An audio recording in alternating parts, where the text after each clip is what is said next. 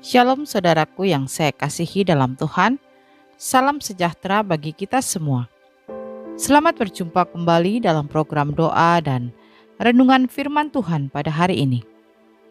Mari sebelum kita mendengarkan firman Tuhan, kita bersatu hati, kita berdoa. Bapa di surga, Bapa yang kami panggil di dalam nama Tuhan Yesus Kristus, kami bersyukur buat hari yang baru ini. Kalau kami ada sebagaimana kami ada saat ini, semua karena anugerah-Mu. Saat ini Tuhan, kembali lagi kami datang di hadapan-Mu. Kami akan mendengarkan dan merenungkan firman Tuhan. Berkatilah kami, berikanlah kami hikmat-Mu, agar kami boleh mengerti setiap firman yang akan kami dengar. Di dalam nama Tuhan Yesus kami berdoa. Amin. Renungan firman Tuhan hari ini berjudul, Iman adalah kunci mengalahkan ketakutan. Ayat bacaan firman Tuhan terambil dalam Markus 4 ayat 35 sampai 41. Pada hari itu, waktu hari sudah petang, Yesus berkata kepada mereka, "Marilah kita bertolak ke seberang." Mereka meninggalkan orang banyak itu, lalu bertolak dan membawa Yesus beserta dengan mereka dalam perahu di mana Yesus telah duduk, dan perahu-perahu lain juga menyertai Dia. Lalu mengamuklah taufan yang sangat dahsyat, dan ombak menyembur masuk ke dalam perahu, sehingga perahu itu mulai penuh dengan air. Pada waktu itu, Yesus sedang tidur di buritan, di sebuah tilam. Maka murid-muridnya membangunkan Dia dan berkata kepadanya, "Guru, Engkau tidak peduli kalau kita binasa?" Ia pun bangun, menghardik angin itu, dan berkata kepada danau itu, "Diam, tenanglah." Lalu angin itu reda, dan danau itu menjadi teduh sekali. Lalu Ia berkata kepada mereka, "Mengapa kamu begitu takut? Mengapa kamu tidak percaya?" Mereka menjadi sangat takut dan berkata seorang kepada yang lain, "Siapa gerangan orang ini sehingga angin dan danau pun taat kepadanya?" Saudaraku yang saya kasihi, dalam suratnya kepada Timotius, Rasul Paulus menegaskan bahwa Tuhan tidak memberikan kepada kita roh ketakutan. Artinya bahwa roh ketakutan itu bukan berasal dari Tuhan, melainkan dari iblis yang berusaha untuk melemahkan dan menghancurkan kehidupan orang percaya. Jika seseorang terus dikuasai oleh rasa takut, ia tidak akan dapat melangkah maju menggapai berkat Tuhan. Karena yang tertanam di hatinya hanyalah kata-kata yang pesimis, seperti halnya "tidak mungkin", "terlalu sukar", "aku pasti tidak mampu", dan sebagainya. Ini seperti yang dialami oleh 10 pengintai yang diutus Musa. Mereka dan orang-orang yang terpengaruh laporannya akhirnya tidak bisa menikmati janji Tuhan.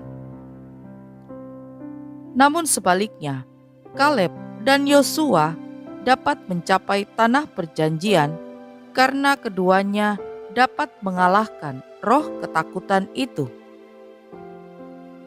Ketakutan yang terus dipelihara hanya akan membawa kita kepada kegagalan dan menghalangi kita untuk melihat perkara-perkara besar yang dikerjakan Tuhan. Tidak seharusnya anak-anak Tuhan menjalani hari-harinya dengan penuh ketakutan, sebab Tuhan Yesus sudah memberikan kepada kita seorang penolong, yaitu Roh Kudus. Alkitab katakan dalam 1 Yohanes 4 ayat 4 bagian B, roh yang ada di dalam kamu lebih besar daripada roh yang ada di dalam dunia ini. Ada dasar yang kuat bagi kita untuk tidak takut menghadapi apapun, yaitu Roh Kudus yang ada dalam kita, di mana Ia lebih besar daripada roh apapun yang ada di dunia ini. Itulah sumber kekuatan kita. Begitu banyak peristiwa yang sedang terjadi di dunia ini, baik itu krisis ekonomi, bencana alam, pandemi, ataupun yang diprediksi akan terjadi di waktu-waktu mendatang. Kita sebagai anak Tuhan, janganlah kita takut dan gemetar. Tetap kuatkan iman dan percayakan hidup kita kepada Tuhan. Para murid menjadi sangat ketakutan ketika ada taufan yang dahsyat dan ombak menyembur masuk ke dalam perahu. Kita melihat ini dalam Markus 4 ayat 37.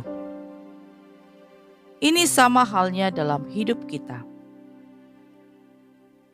Bukankah hidup kita ini ibarat perahu yang sedang berlayar di tengah lautan luas yang kadangkala dihantam ombak dan gelombang yang besar? Ketakutan itu datang ketika kita mengandalkan kekuatan kita sendiri. Namun bila kita mempunyai iman dan percaya penuh kepada kebenaran firman-Nya, kita pasti dapat melewati badai apapun dengan penuh kemenangan. Karena kita percaya Tuhan ada di pihak kita. Amin. Kita berdoa. Bapa di surga, terima kasih untuk firman Tuhan hari ini.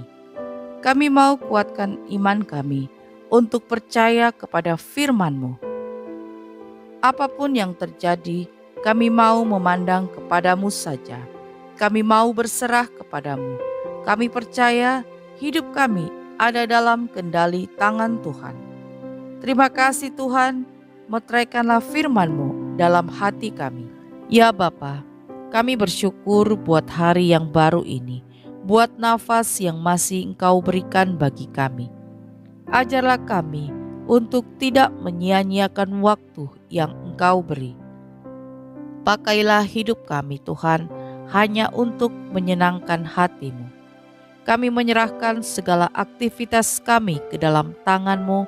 Berkatilah kami, baik kami sebagai suami, kami sebagai istri, kami sebagai anak, dan kami sebagai orang tua. Biarlah sepanjang hari ini kami boleh selalu ada dalam perlindungan kuasa-Mu. Ya Tuhan, berkatilah segala pekerjaan kami, usaha kami, bisnis kami, apapun yang kami kerjakan, kami serahkan ke dalam tangan Tuhan. Kami percaya Engkau Allah yang akan membuat kami berhasil. Terima kasih Tuhan. Kiranya kasih Tuhan, sukacita, dan damai sejahtera dari Allah Bapa senantiasa boleh memenuhi setiap hati kami anak-anak-Mu. Di dalam nama Tuhan Yesus kami sudah berdoa dan mengucap syukur. Haleluya. Amin. Puji Tuhan, kita sudah berdoa pagi hari ini. Saya percaya kita sudah diberkati. Sampai berjumpa kembali dalam doa kita nanti. Selamat pagi, selamat beraktivitas. Tuhan Yesus memberkati.